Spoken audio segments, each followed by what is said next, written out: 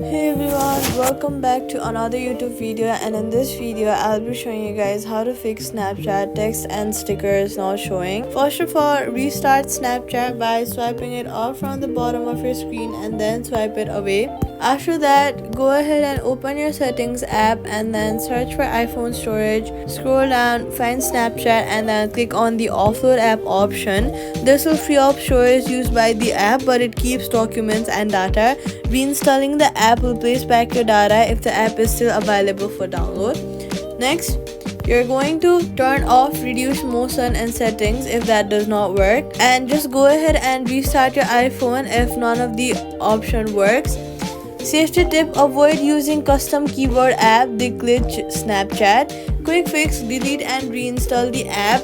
Delete the app and then reinstall it back from the app store. Quick fix.